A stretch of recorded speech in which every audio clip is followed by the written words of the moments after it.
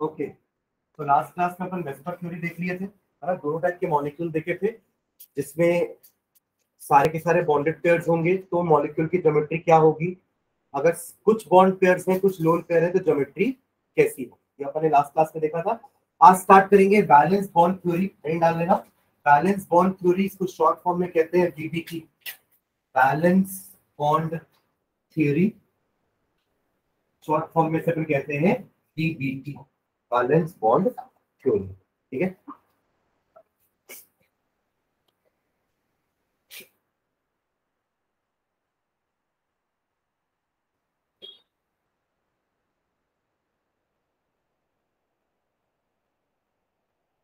ठीक है। इसके पहले अपन एक लिवाइस अप्रोच पढ़ चुके हैं, कैसे लिवाइस ने लिवाइस स्ट्रक्चर बनाना सिखाया था, है ना। But there were some limitations of octet rule also. कुछ के एक्सपैंडेड ऑक्टेट होते हैं और कुछ के इनकम्प्लीट ऑक्टेट होते हैं, राइट। ये देखा था ना हमने। बट लिवाइस ने मॉलिक्यूल की ज्योमेट्री के बारे में कुछ नहीं बताया, है ना। ज्योमेट्री का हमने अब पढ़ना चालू किया है कि हाँ, वेस्पर थ्योरी में हमने देखा कि ज्योमेट्री हम कैसे प्रेडिक्ट कर सकते हैं, ठीक है। ऑल्सो लिवाइस में हमने ये भी नहीं समझा था कि हम बॉन्डिंग क्यों कर रहे हैं, बॉन्डिंग क्यों हो रही है एटम्स के बीच में, ठीक है। तो वीबीटी में हम ये पढ़ेंगे, ठीक है। जैसे कि हमें पता है कि हाइड्रोजन और हाइड्रोजन दो एटम मिलके H2 बनाते हैं ना, है ना। H2 बनता है ना नेचर में। हाइड्रोजन जितना भी प्रेजेंट है, जितना भी नाइट्रोजन प्रेजेंट है, वो N2H2 के फॉर्म में है। बट हीलियम He के फॉर्म में है, He2 नहीं होता कभी भी। क्या होता है? सिर्फ He। तो ऐसा क्या है दोनों में कि ये बॉन्ड बना रहा है बट ये नहीं बना रहा है? क्वेश्चन समझ में आया, है ना। H और H मिलके H2 बना रहे हैं, बट He और He मिलके He2 क्यों नहीं बना रहे हैं? तो पहला अटेम्प्ट जो था वो बीबीटी ने किया था कि इनको समझाने का कि क्यों नहीं बना रहे हैं। इसमें हम दो चीजें पढ़ेंगे बीबीटी में। एक पढ़ते हैं ओवरलैपिंग का कंसेप्ट, ओवरलैपिंग कंसेप्ट, और दूसरा हम पढ़ते हैं एनर्जी का कंसेप्ट। तो पहले ओवरलैपिंग देखते हैं। ओवरलैपिंग का मतलब क्या है? ओवरलैप मतलब तो समझते हैं ना, ओवरलैप कर जाना, एक दूसरे के ऊपर आ जाना, ओवरलैपिंग, ठीक है। तो ओवरलैपिंग कंसेप्ट में क्या बोलते हैं कि अगर दो एटॉमिक ऑर्बिटल्स, एक जैसे एटॉमिक ऑर्बिटल्स हाफ फिल्ड है, या अलग अलग तरीके के भी हो सकते हैं एटॉमिक ऑर्बिटल्स, अगर वो हाफ हाफ फिल्ड है तो वो दोनों ओवरलैप करके फुल्ली फिल्ड हो सकते हैं। जैसे हाइड्रोजन का एक लौता एटॉमिक ऑर्बिटल 1s, जिसमें एक इलेक्ट्रॉन है, ये एक और एक H के साथ जिसके पास भी एक ही इलेक्ट्रॉन है, ये दोनों आपस में ओवरलैपिंग कर सकते हैं। क्यों? क्योंकि both are partially filled, both are half filled. समझ रहे हैं? अगर ये दोनों फुल्ली फिल्ड होते तो इनको ओवरलैपिंग की जरूरत नहीं पड़ती। समझ में आ रहा है? तो उन्होंने यही बोला कि बॉन्ड ओवरलैपिंग से बनती है। इसके ओवरलैपिंग से, ऑर्बिटल्स के ओवरलैपिंग से। Orbitals overlap with each other and make bond, और वो तभी ओवरलैप करेंगे जब वो हाफ फिल्ड होंगे। अगर वो पहले से ही फुल फिल्ड है तो they will not overlap. Getting what I am saying?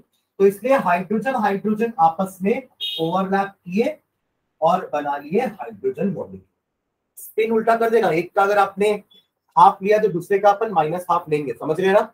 भले उनके ओरिजिनल स्ट्रक्चर में दोनों का प्लस हाफ स्पिन दिख रहा होगा ऊपर वाला, पर जब वो मॉलिक्यूल बनने आएंगे तब एक का स्पिन रिवर्स हो जाएगा एंड वो ऐसे मॉलिक्यूल बना देंगे। क्लियर है?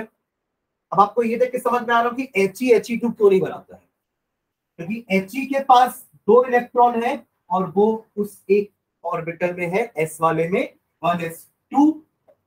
तो अब इसका ऑर्बिटल हाफ फिल्ड नहीं है, तो ये ओवरलैपिंग नहीं करेंगे।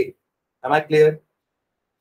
तो ये एक कंसेप्ट था बीबीटी का कि बॉन्ड्स क्यों बनती हैं और कौन बनाते हैं तो क्यों बनाते हैं, कौन नहीं बनाते तो क्यों नहीं बनाते। Getting what I am saying?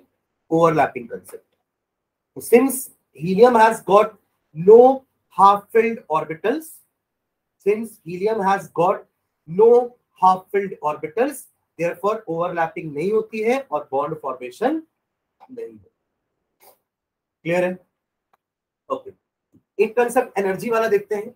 Energy या आप कह लो फोर्सेस का, ठीक है। तो अगर एक हाइड्रोजन एटम पहले से है, तो उसका एक न्यूक्लियस होगा, ये हाइड्रोजन का न्यूक्लियस हमारा, ठीक है, और ये उसका एक लौता ऑर्बिट जिसमें एक लौता इलेक्ट्रॉन घूमता रहता है, सही है।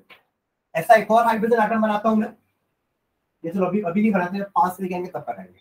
अभी इसमें ओरिजिनली क्या क्या फोर्स आपको दिख रहे होंगे, एक न्यूक्लियस का इसका अट्रैक्टिव फोर्स दिख रहा है आपको, बस और कोई फोर्स तो नहीं है ना, न्यूक्लियस इस इलेक्ट्रॉन को अपनी तरफ अट्रैक्ट करता है, हाँ या ना, there is only one force, that is attractive force of nucleus towards the electron, ये होता है बस। ऐसा ही दूसरा हाइड्रोजन होगा तो वहां भी यही चीज होगी ना, क्या बोलते हैं, यही होगा। पर अगर उस दोनों हाइड्रोजन को अगर मैं पास लेके आता हूं तो कुछ नए फोर्सेस भी डेवलप होंगे, और वो नए फोर्सेस क्या होंगे, इसका न्यूक्लियस इसके इलेक्ट्रॉन को भी अट्रैक्ट करेगा, इसका न्यूक्लियस इसके इलेक्ट्रॉन को भी अट्रैक्ट करेगा, करेगा कि नहीं करेगा, हाँ, और एक नया फोर्स रिपल्शन का प्रोड्यूस होगा इन दोनों के बीच। अगर आप सबको ऐड करोगे ना, एक रिपल्सिव फोर्स और होगा, वो दोनों न्यूक्लियस के बीच में होगा। एरो समझ में आ रहे हैं सारे, मैंने टोटल 3 अट्रैक्टिव फोर्स बनाए हैं और 2 रिपल्सिव बने हैं। रिपल्सिव कौन कौन से हैं, 2 इलेक्ट्रॉन के बीच में रिपल्सिव फोर्सेस हैं और 2 न्यूक्लियस के बीच में रिपल्सिव फोर्सेस हैं, राइट। जब मैं पास लाया तब की बात कर रहा हूं, मैंने दोनों को कंबाइन करने के लिए पास लाया ना, तो कुछ नए फोर्सेस जनरेट हुए, दोस वेयर 2 रिपल्सिव फोर्सेस और अट्रैक्टिव फोर्सेस भी जनरेट हुए। अगर आप टोटल का सम देखोगे ना तो अट्रैक्टिव फोर्सेस ज्यादा है, रिपल्सिव फोर्सेस कम है।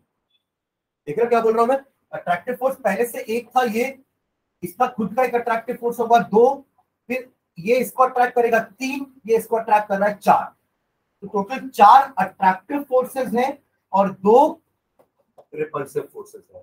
और अगर अट्रैक्शन ज्यादा है रिपल्शन कम है तो वो पास आएंगे ना, इसलिए वो बॉन्ड बनाते हैं, ठीक है। और जब वो बॉन्ड बनाते हैं तो दे रिलीज एनर्जी, इसलिए एनर्जी का कंसेप्ट है। देखो एनर्जी और स्टेबिलिटी ना इनवर्सली प्रोपोर्शनल होते हैं। अगर किसी की एनर्जी बहुत ज्यादा है तो वो हाईली अनस्टेबल है। हम अपने आप को ही देख लो ना, अगर हम बहुत ज्यादा एक्साइटेड रहते तो हम भागा दौड़ी करते हैं, राइट, फिर एक बार गिर गए पूरी एनर्जी खत्म, अपन वहीं लेटे रहते हैं, स्टेबल होगा। तो एनर्जी बहुत ज्यादा यानी कि हाईली अनस्टेबल मॉलिक्यूल, फिर वो एनर्जी कम करके स्टेबिलिटी गेन करता है। Very good, I am saying, समझ रहा है क्या बोल रहा हूं मैं, ठीक है। तो ये भी वही है, ये आपस में एक दूसरे को अट्रैक्ट करके दोनों की एनर्जी, क्योंकि बहुत सारी एनर्जी रिलीज कर दी इन्होंने, जब अट्रैक्ट हुए तो एनर्जी इज रिलीज्ड, अब इनके पास एनर्जी कम है और अब ये स्टेबल। समझ में आ रहा है क्या बोल रहा हूं मैं, एनर्जी एंड स्टेबिलिटी वाला कंसेप्ट समझ में आ गया ना। हायर एनर्जी वाला मॉलिक्यूल हाईली अनस्टेबल होगा, यानी कि लो स्टेबिलिटी, हाईली अनस्टेबल मतलब लो स्टेबिलिटी हुई ना, और लो एनर्जी वाला मॉलिक्यूल हाईली स्टेबल होगा। क्लियर है, इनवर्स रिलेशन होता है स्टेबिलिटी और एनर्जी का, क्लियर है, ठीक है। तो वीबीटी में हम ये पढ़ेंगे, तो दो कंसेप्ट पढ़ना है हमें यहाँ पे, एक ओवरलैपिंग वाला कंसेप्ट और दूसरा आपका एनर्जी वाला कंसेप्ट, क्लियर है। चलो, तो अब देखो, अच्छा हीलियम में ऐसा क्यों नहीं होगा, क्योंकि हीलियम में ना अट्रैक्टिव फोर्सेस कम हो रहे होंगे और रिपल्सिव फोर्सेस ज्यादा हो रहे होंगे, क्योंकि वहां 2 इलेक्ट्रॉन है ना, 2 इलेक्ट्रॉन है ना हीलियम में, यहाँ तो एक ही था, अब वहां पे 2 होंगे तो एक एक इलेक्ट्रॉन इन लोग भी एक दूसरे को रिपेल करेंगे, करेंगे ना, तो रिपल्सिव फोर्सेस बढ़ेंगे, समझ रहे हैं। चलो इसमें लिखना,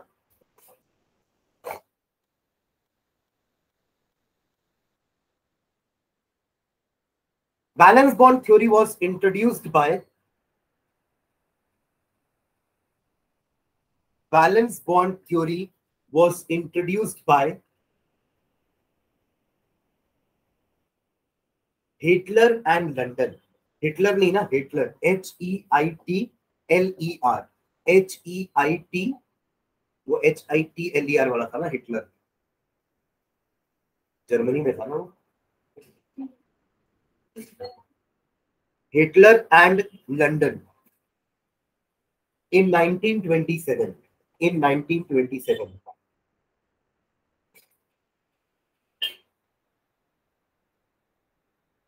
ठीक है।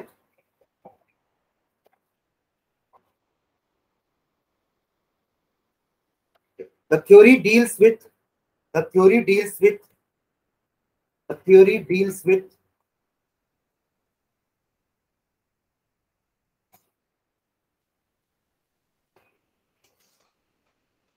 two aspects The theory deals with two aspects.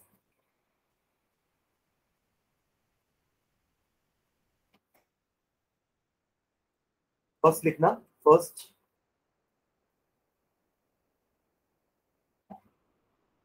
overlapping concept,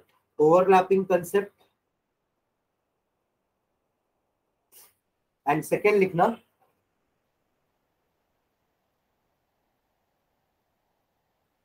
attractive and repulsive forces. Attractive and repulsive forces. Attractive and repulsive forces between two combining atoms. Between two combining atoms. Attractive and repulsive forces between two combining atoms. ठीक है, पहले अपन इसी के बारे में बात करेंगे. ठीक है, पहले ये अट्रैक्टिव रिपल्सिव वाला, फिर हम आएंगे ओवरलैपिंग कंसेप्ट. ठीक है, नीचे लिखना, consider two hydrogen atoms. Consider two hydrogen atoms. Consider two hydrogen atoms A and B. Capital A एक को नाम दे देंगे, दूसरा हाइड्रोजन एटम को कैपिटल बी नाम दे देंगे. ठीक है, consider two hydrogen atoms A and B approaching each other, approaching each other, approaching each other,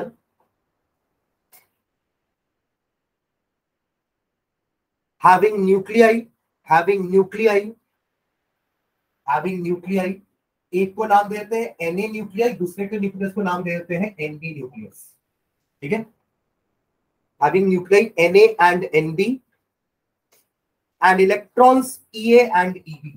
ए वाले के इलेक्ट्रॉन को नाम देते हैं Ea, इसको नाम दे देते हैं Eb.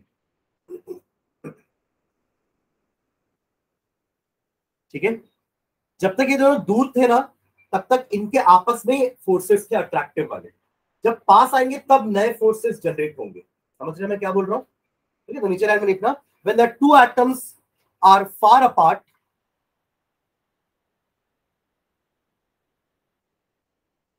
when the two atoms are far apart, there is no interaction between them. There is no interaction between them. There is no interaction between them. But as they approach each other, but as they approach each other, but as they approach each other, new attractive and repulsive forces, new attractive and repulsive forces, new attractive and repulsive forces begin to operate, begin to operate, begin to operate. ठीक है, तो पहले attractive forces लिखते हैं, नीचे लिखना, attractive forces arise between, नीचे line में, attractive forces arise between, attractive forces arise between के बाद फर्स्ट लिखना, पहला अट्रैक्टिव फोर्स क्या है, ए बी नाम डाल के फर्स्ट सीरियल नंबर ए में लिखना कौन सा अट्रैक्टिव फोर्स आ रहा है. Nucleus of one atom and its own electron. Nucleus of one atom and its own electron.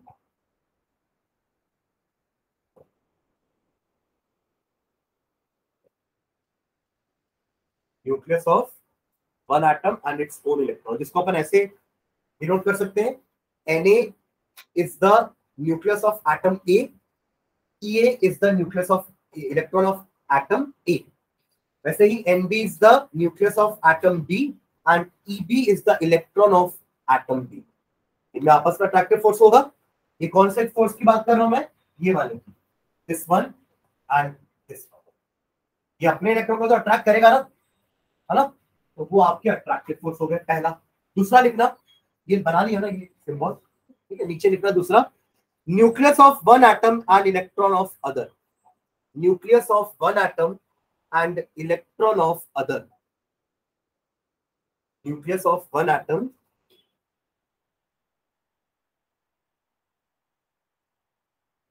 Nucleus of one atom and electron of other. तो ये कैसे फोर्स हो जाएंगे आपके, Na will attract Eb आया ना, and NB will attract EA. Clear है?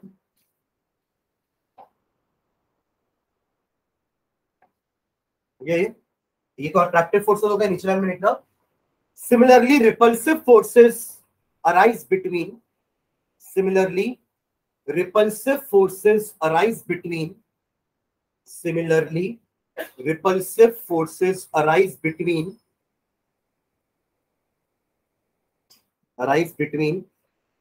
electrons of two atoms, electrons of two atoms and nucleus of two atoms, and nucleus of two atoms, and nucleus of two atoms। यानी कि इसको अपन कैसे symbolize करेंगे? EA will repel EA, sorry EB, क्या बोलते हैं? EA will repel EB and NA will repel N। बस यही तो रिपल्सिव फोर्सेस है। मुझे समझ में आ रहा है क्या लिख रहे हैं अपन? हाँ, देखते समय समझो है ना। अगर आप दो एटम को पास में लेके आओगे तो अट्रैक्टिव फोर्सेस भी जनरेट होंगे और कुछ रिपल्सिव फोर्सेस भी जनरेट होंगे। अट्रैक्टिव फोर्सेस इतने सारे हैं, खुद अपना न्यूक्लियस अपने इलेक्ट्रॉन को अट्रैक्ट कर रहा है, फिर अपना न्यूक्लियस दूसरे इलेक्ट्रॉन को भी अट्रैक्ट करेगा, दूसरा न्यूक्लियस अपने इलेक्ट्रॉन को भी अट्रैक्ट करेगा। तो ये अट्रैक्टिव फोर्सेस हो गए। और रिपल्सिव फोर्सेस क्या है? अगर दो हाइड्रोजन के एटम पास आ रहे हैं तो इसके इलेक्ट्रॉन को रिपेल करेगा, इसका न्यूक्लियस इसके न्यूक्लियस को रिपेल करेगा। Like charges repel each other, unlike charges attract each other. ये कांसेप्ट है इसके पीछे, राइट? ओके, नीचे लाइन में लिखना, attractive forces tend to bring the two atoms close, attractive forces tend to bring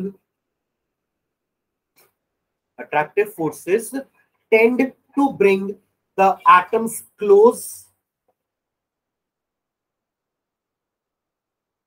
whereas repulsive forces push them apart, whereas repulsive forces push them apart।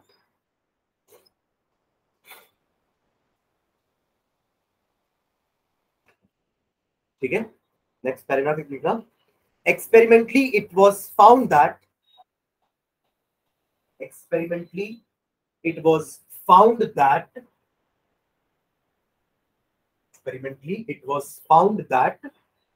in hydrogen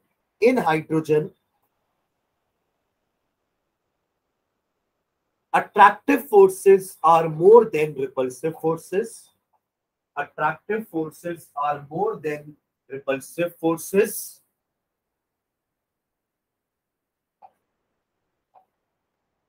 attractive forces are more than repulsive forces, and as a result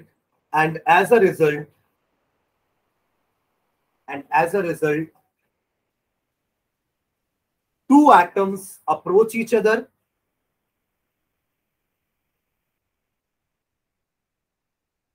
as a result two atoms, अगर attractive forces ज्यादा होंगे repulsive से तो दोनों atom आपस में attract हो जाएंगे। Two atoms approach each other and potential energy decreases, and potential energy decreases, and potential energy decreases। ठीक है, ये वही बात हो गई कि दो लोग बहुत एनर्जी के साथ लड़ रहे हैं, है ना। वो लड़ते रहते हैं तो कुछ लोग खड़े होकर लड़ाइयाँ देखते हैं और वीडियो रिकॉर्ड करते हैं, और बट उनके कुछ अच्छे दोस्त होते हैं जो उनको पीछे से पकड़ते हैं ना ऐसे। तो अगर इनका अट्रैक्टिव फोर्स ज्यादा नहीं हुआ तो उनको नहीं पकड़ पाएंगे ना, और फिर वही मारा पीटी चलती रहेगी। और जैसे ही उसने उसको पीछे से पकड़ के दबा लिया कि नहीं हो गया, बस और नहीं लड़ना है, इसको शांत कर दिया, समझ रहे हो? पकड़ के उसकी एनर्जी को डाउन करके स्टेबल रहना है। अगर उसका दोस्त नहीं पकड़ा होगा तो ये मार खा रहा होगा अभी। दोनों को पकड़ना है ना, मतलब मैंने इसको पकड़ लिया और उसके दोस्त ने उसको नहीं पकड़ा है, तो यहाँ तो मतलब मैं उसकी टीम में हो गया ना, मैं उसको पीछे से पकड़ ले मार इसको ऐसा कर। समझ लो मैं क्या बोल रहा हूँ? तो ये पकड़ के जो अट्रैक्ट करके जो दोनों एटम कंबाइन हो गए ना, इससे दोनों की पोटेंशियल एनर्जी कम हो गई, स्टेबल हो गए, समझ रहे? वरना जब तक वो अकेले थे ना तब तो वो बहुत हाई एनर्जी में थे, कोई रोकने वाला नहीं था उनको। ठीक है, अब जहां उनके बीच में एक अट्रैक्टिव फोर्स आया, दोनों की पोटेंशियल एनर्जी हाई से लो हो गई। आप लोग पढ़ते थे ना पोटेंशियल एनर्जी और काइनेटिक एनर्जी। अब moving body possess kinetic energy, है ना, ये बोलते थे ना, उसकी कुछ वेलोसिटी होगी तो उसकी काइनेटिक एनर्जी होगी, और पोटेंशियल एनर्जी को कैसे डिफाइन करते थे, उसकी पोजीशन से अपन उनकी काइनेटिक पोटेंशियल एनर्जी निकालते थे, या तो हाइट से या तो स्ट्रेच पोजीशन में। तो यहाँ पे भी इलेक्ट्रॉन की खुद की पोजीशन के कारण उनकी कुछ ना कुछ पोटेंशियल एनर्जी होती है, इसको अपन अट्रैक्ट करके डाउन कर सकते हैं, समझ रहे। अब एक बार उसको पकड़ लेगा ना, बॉन्ड बन जाएगी दोनों एच के बीच में, तो अब ये वाला एच भी ज्यादा भाग नहीं पाएगा, ये वाला एच भी भाग नहीं पाएगा, तो अब इनकी एनर्जी कम हो जाएगी। सही बोलते हैं कि जब बॉन्ड बनती है ना तो very high energy is released. अपन पढ़े ना बॉन्ड एंथैल्पी, एक कैरेक्टरिस्टिक थी ना बॉन्ड एंथैल्पी और बॉन्ड डिसोसिएशन एंथैल्पी, तो पढ़े थे, bond angle, bond length, bond dissociation enthalpy. Bond enthalpy is the energy released when the bond is formed, and bond dissociation enthalpy is the energy required to break the bond.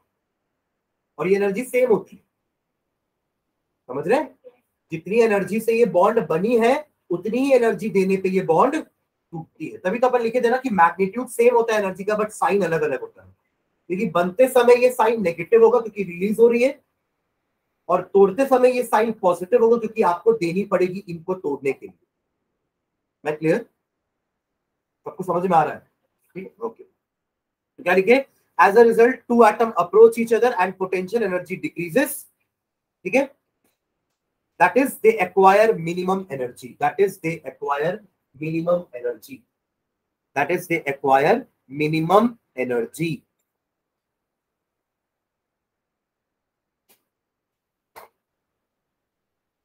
And minimum energy corresponds to maximum stability. And minimum energy corresponds to maximum stability. Line clear है सबको? Minimum energy corresponds to maximum stability. ये तो बताता ना, energy and stability as inversely proportional. ठीक है, minimum energy corresponds to maximum stability. ठीक है, चलो, तो ये तो बात हो गई हमारे अट्रैक्टिव रिपल्सिव फोर्सेस वाला कंसेप्ट की। नेक्स्ट लिखना orbital overlap concept, orbital overlap concept, orbital overlap concept. ये मैंने समझा दिया आप लोग को कि अगर दो ऑर्बिटल पार्शियल या हाफ फिल्ड होंगी तभी वो आपस में ओवरलैप करेंगी और बॉन्ड बनाएंगी। अगर वो पहले से ही फुल्ली फिल्ड है तो they will not overlap with each other. Clear है, इसको लिख लेते हैं, लिखो ऑर्बिटल ओवरलैप कंसेप्ट, लिख ली हेडिंग, सब हेडिंग। ये वीपीटी के अंदर है ना, वीपीटी का ही पार्ट है ये भी, it is also part of valence bond theory only, ठीक है। हाँ, लिखोगे इसमें in the formation of hydrogen molecule, again hydrogen का एग्जांपल लेते हैं, in the formation of hydrogen molecule, in the formation of hydrogen molecule,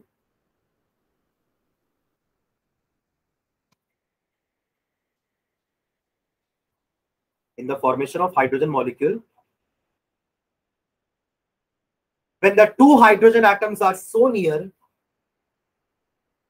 when the two hydrogen atoms are so near,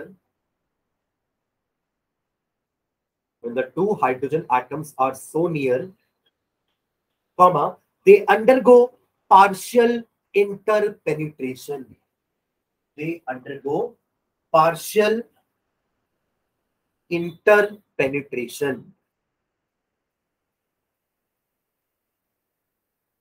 ठीक है, पार्शियली फिल्ड होंगे, दोनों एक दूसरे के साथ पेनिट्रेट करेंगे, ओवरलैप करेंगे, ठीक है, okay, full stop. This partial merging of atomic orbital, this partial merging, वो पार्शियल इसलिए भी बोल रहे हैं कि एक एटॉमिक ऑर्बिटल, ध्यान देना, एक एटॉमिक ऑर्बिटल दूसरे के साथ पार्शियली ही मर्ज होता है, पूरा ऐसे घुस नहीं जाता पूरा, समझ रहे, मर्जिंग या ओवरलैपिंग ऐसे हो रही है, ना कि पूरी ऐसे, क्लियर, इसलिए इसको पार्शियल मर्जिंग बोलेंगे, और उनके लिए दोनों का पार्शियली फिल्ड होना भी जरूरी है, कर रहे, समझ रहे, मर्जिंग भी पार्शियली है और फिल्ड भी दोनों पार्शियली होने चाहिए, ठीक है। This partial merging of atomic orbitals is called overlapping of atomic orbitals.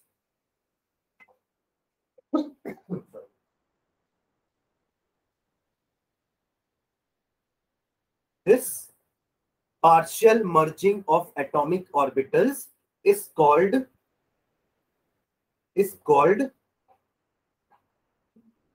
overlapping of atomic orbitals, which results in pairing of electrons. Which results in pairing of electrons.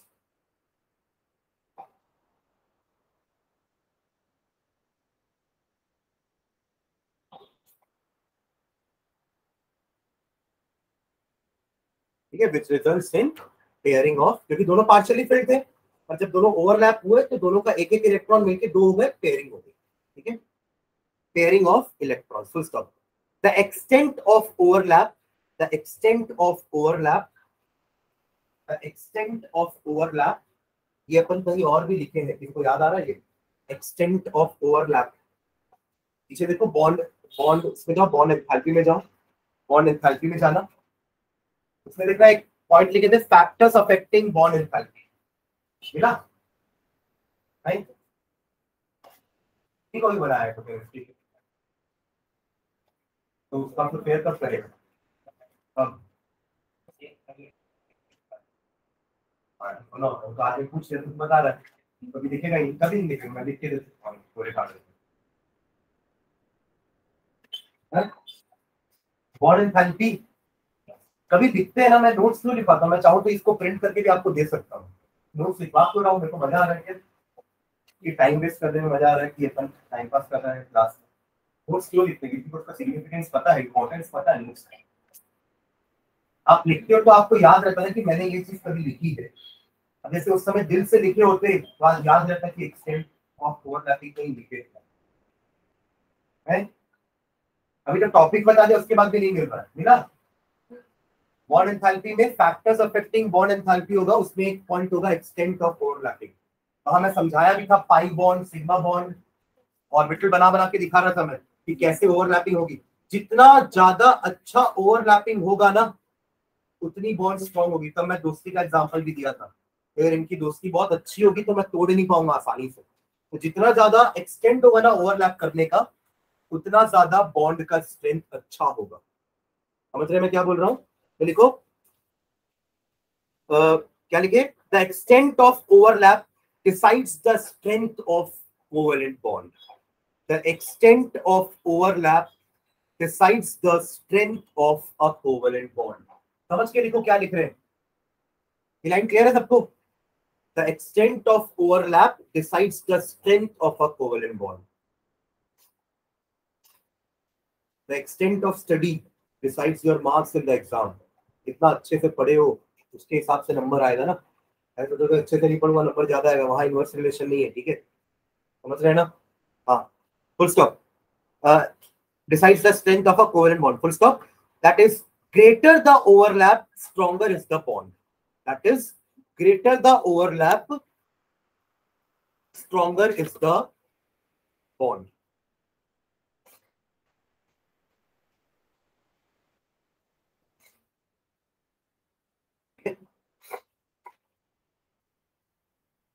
एक line और लिखना नीचे. Therefore, according to orbital overlap concept, therefore, according to orbital overlap concept, therefore, according to orbital overlap concept, the formation of covalent bond between two atoms,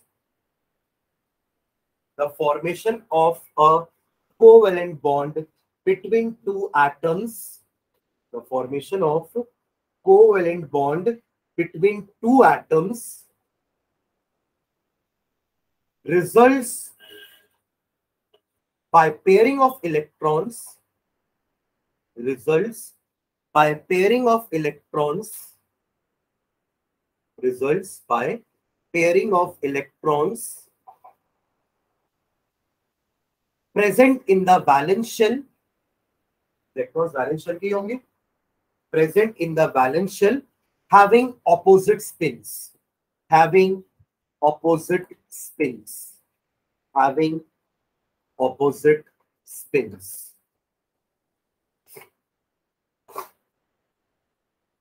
ठीक है, इसी में ही overlapping concept में एक सबहेडिंग डालना, types of overlapping.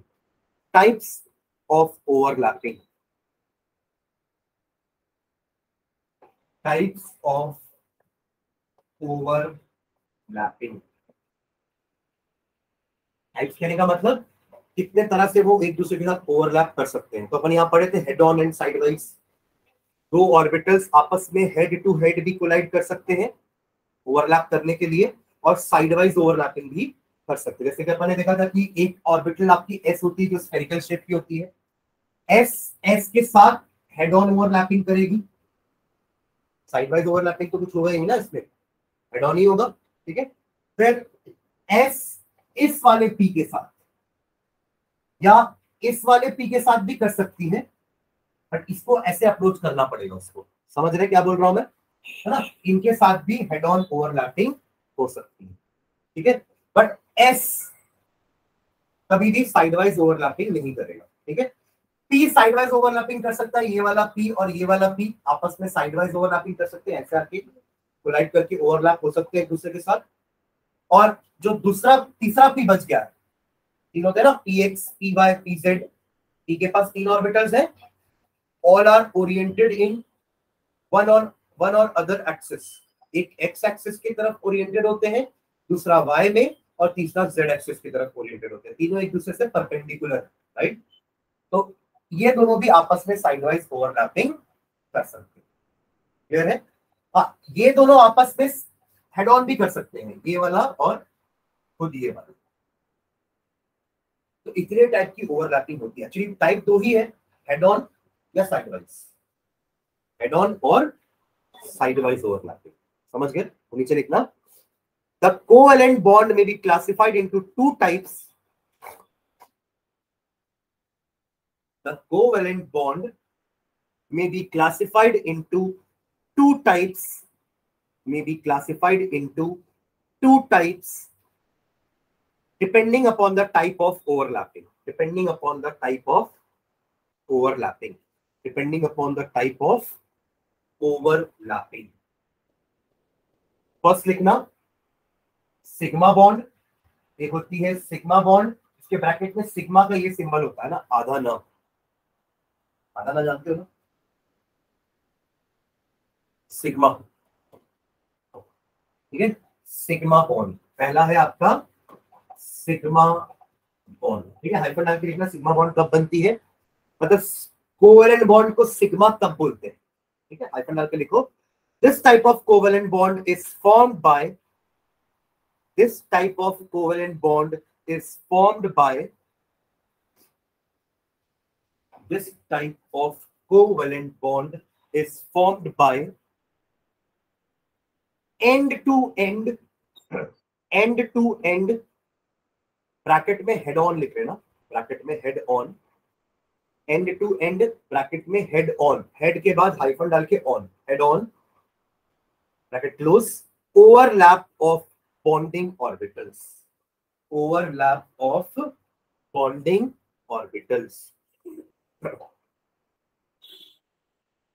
bonding orbitals along the internuclear axis, along the internuclear axis, along the internuclear axis, along the internuclear axis। का मतलब क्या है कि ये आपका एस ऑर्बिटल, ये एक ऑर्बिटल, ये इसका इंटरन्यूक्लियर एक्सिस, ये इसका न्यूक्लियस का एक्सिस।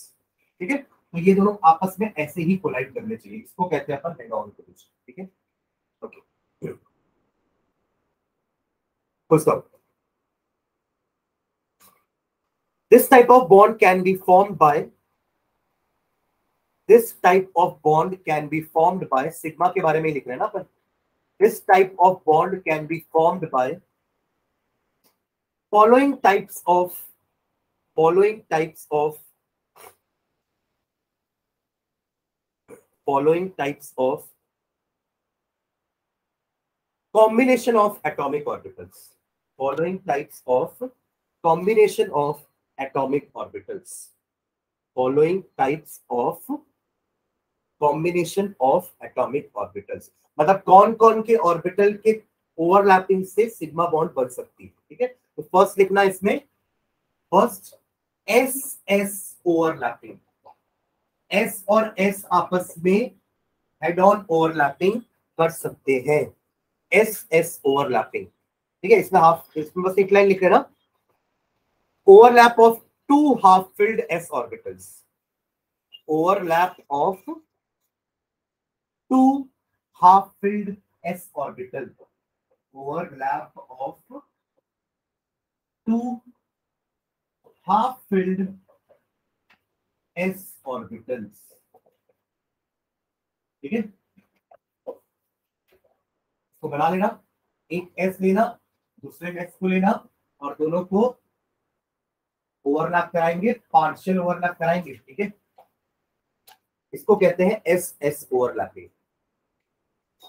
क्लियर है?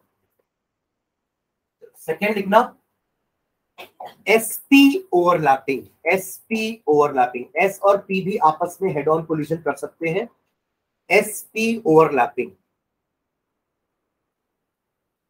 ठीक है, तो अब वो लाइन मत लिखो, एक एस होना चाहिए, एक पी होना चाहिए, नाम से समझ में आ रहा है। वैसे डायग्राम बना लेना एसपी ओवरलैपिंग के लिए।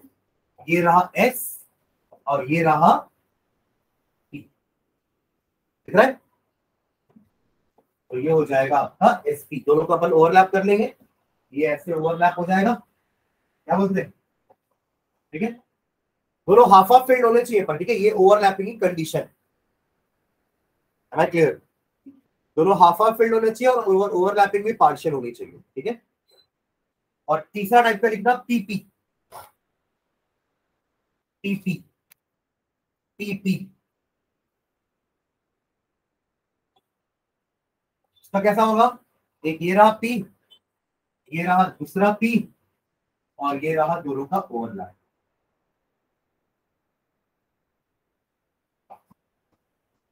क्लियर है?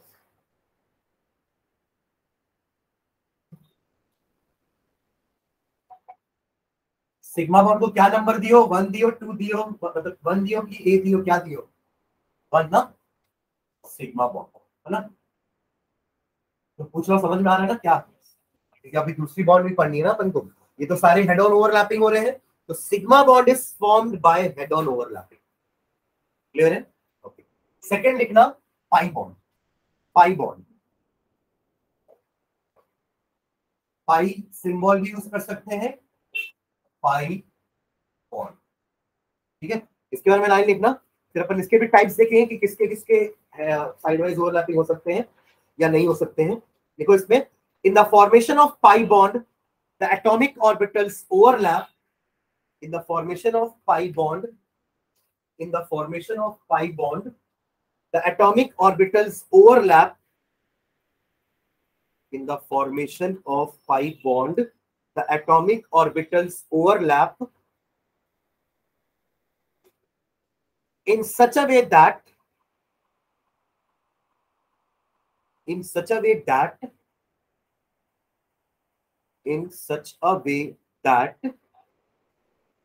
their axes remain parallel to each other.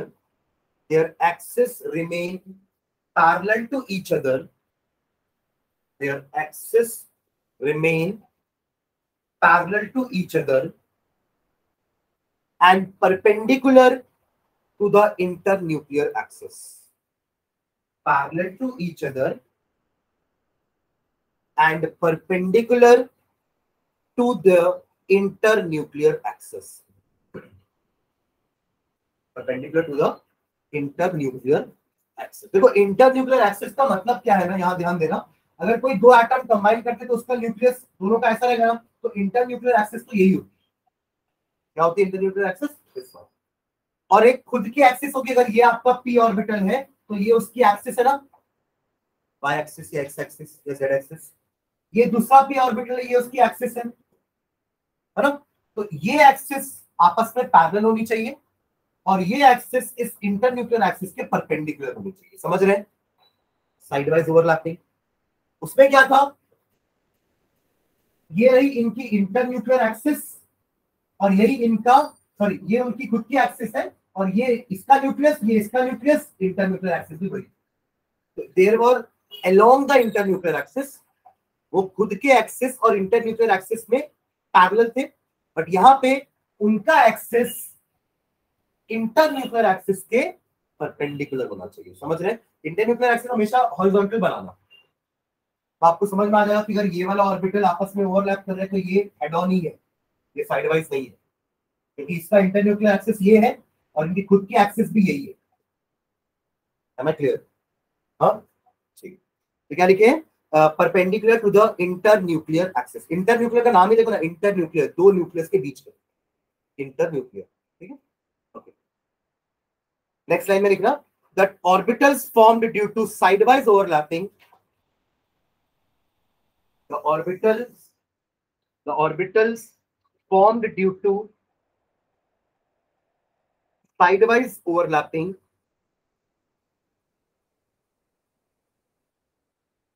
क्या लिखे, the orbitals formed due to sidewise overlapping consist of two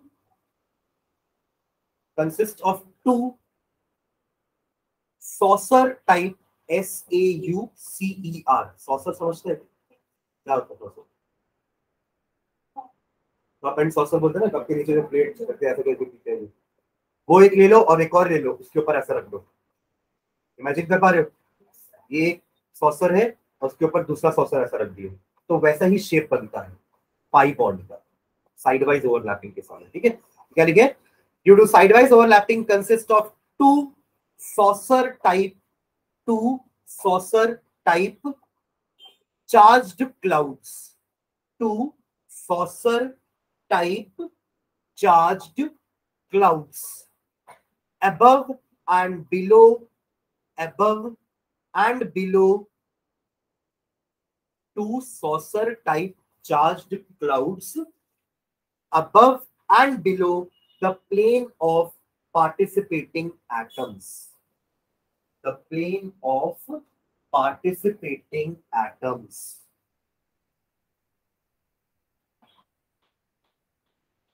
ठीक है, ध्यान देना इधर जो बोल रहा था, ये रहा आपका एक पी ऑर्बिटल, इसके जैसा एक पी ऑर्बिटल और ले लेता हूं मैं, दोनों पास में आए, ओवरलैपिंग करेंगे। इसी टाइप की ओवरलैपिंग को हम क्या बोल रहे हैं, साइडवाइज ओवरलैपिंग, है ना।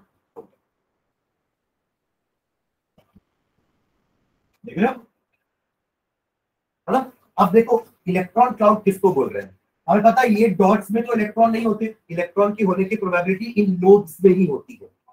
यही तो ऑर्बिटल का डेफिनेशन भी होता है ना, कि orbital is the region of space जहां पे इलेक्ट्रॉन की होने की प्रोबेबिलिटी सबसे मैक्सिमम होगी।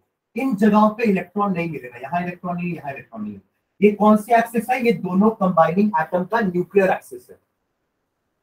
ये एक एटम था, ये एक एटम था, दोनों के पी वाले जो वर्टिकल वाले पी थे वो दोनों आपस में साइडवाइज ओवरलैपिंग कर रही है। पर इंटरन्यूक्लियर एक्सिस तो यही है ना, क्या बोलते हैं, और ये है उनकी खुद की एक्सिस। ये है आपके इस वाले पी की एक्सिस और ये है आपके इस वाले पी की एक्सिस। समझ रहे हैं, दोनों परपेंडिकुलर है तो इसको साइडवाइज ओवरलैपिंग बोलेंगे, राइट। अब ये दोनों मिला के एक इलेक्ट्रॉन क्लाउड ऊपर बना लिया, ये रहा आपका एक सॉसर, ये रहा आपका दोनों एटम्स का प्लेन, वो एटम तो एक प्लेन में है और उसके नीचे यहाँ पे आपको एक और ओवरलैपिंग दिख रही है, तो ये रहा आपका दूसरा सॉसर।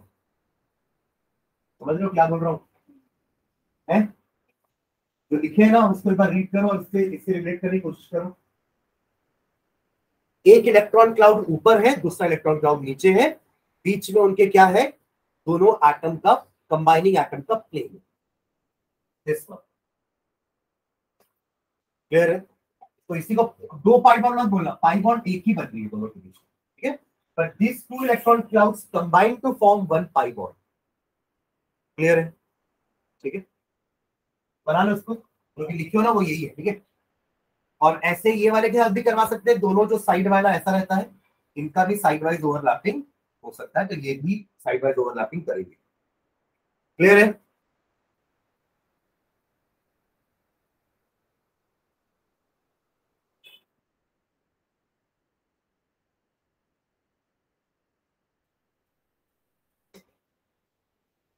ये दोनों ही बना लेना, इनका इनका साइड वाइज ओवरलैपिंग हो जाएगा।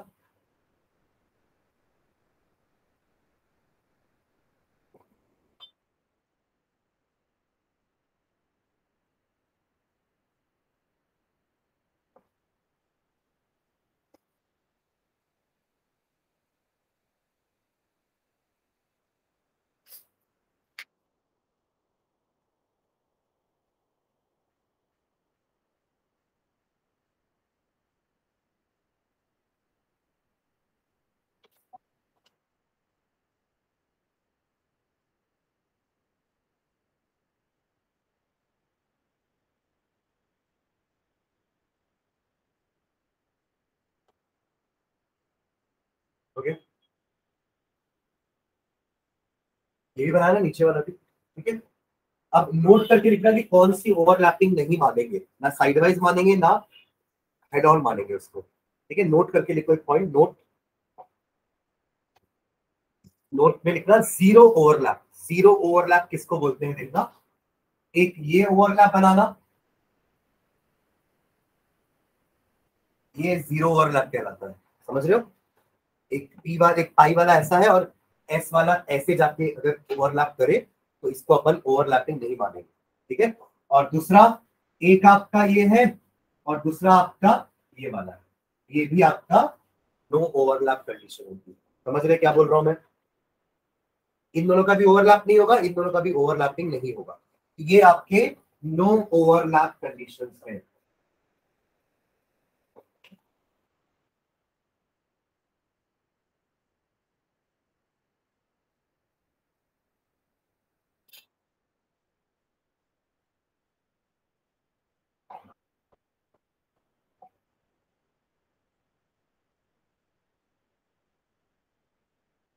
ठीक है, सेकेंड नंबर का नोट लिखना, सेकेंड नंबर का note,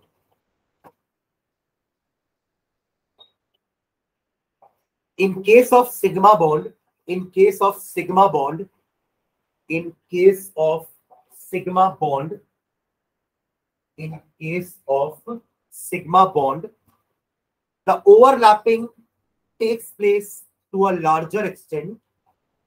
In case of sigma bond, head on overlapping ज्यादा एग्रेसिव होगी ना, मैं अगर आपकी आपके इनसे सामने से टकराऊं तो हमको ज्यादा चोट लगेगी, राइट। और वही अगर मैं साइड से टकराऊंगा तो उतना ज्यादा चोट नहीं लगेगा, समझ रहे हैं ना। मैं एग्जांपल बताया था आप लोग को, दो कार्ड्स ऐसे टकरा रही हैं आपके, या दो कार्ड्स ऐसे साइड से टकरा रही हो, तो जो सीधा टकरा रही होगी उसमें डैमेज ज्यादा होगा, एक्सटेंट ऑफ ओवरलैपिंग ज्यादा है, एक्सटेंट ऑफ कोलिजन ज्यादा है। और साइड वाइज ओवरलैपिंग थोड़ी सी, उसका एक्सटेंट कम है ओवरलैपिंग का, समझ रहे हैं ना, ठीक है। तो क्या लिखे, in case of sigma bond the overlapping of orbitals, yeah, the overlapping takes place to a larger extent, hence it is stronger as compared to, hence it is stronger as compared to, hence it is stronger as compared to pi bond, hence it is stronger as compared to pi bond, ठीक है। Last note, last point, in the formation of multiple bonds, covalent bond तो single double triple तीन हो सकती है ना। Covalent bond का एक क्लासिफिकेशन अपन पहले ही पढ़ चुके हैं, कोवेलेंट बॉन्ड सिंगल भी हो सकती है, डबल भी हो सकती है और ट्रिपल भी हो सकती है। ये दूसरा टाइप का क्लासिफिकेशन हो गया ना, ये है on the basis of overlapping sigma and pi, और वो था on the basis of number of bonds, single double triple. वो भी कोवेलेंट बॉन्ड के टाइप थे और ये भी कोवेलेंट बॉन्ड का टाइप है, बस बेसिस अलग अलग, समझ रहे हैं। तो मल्टीपल बॉन्ड में कौन कौन सी बॉन्ड्स होती है अपन ये बताना चाह रहे हैं, समझ रहे हो मैं क्या बोल रहा हूं। तो क्या लिखे, इन केस ऑफ या in the formation of multiple bonds between two atoms, between two atoms, pi bond is formed in addition to a, pi bond is formed in addition to a, pi bond is formed in addition to a sigma bond, in addition to a sigma bond। इसका क्या मतलब हुआ कि अगर दो atom A और B के बीच में सिंगल बॉन्ड है, ध्यान से सुनना इसको ना, अगर कोई दो एटम है उसके बीच में सिंगल बॉन्ड है तो वो बॉन्ड सिग्मा ही होगी। और अगर दो कंबाइनिंग एटम के बीच में डबल बॉन्ड है तो डबल बॉन्ड तभी बनेगी जब पहली सिग्मा होगी और दूसरी पाई। मतलब सिग्मा, मल्टीपल बॉन्ड में एक तो सिग्मा रहती ही है, बाकी जितनी बॉन्ड्स है सब पाई बॉन्ड बनती है।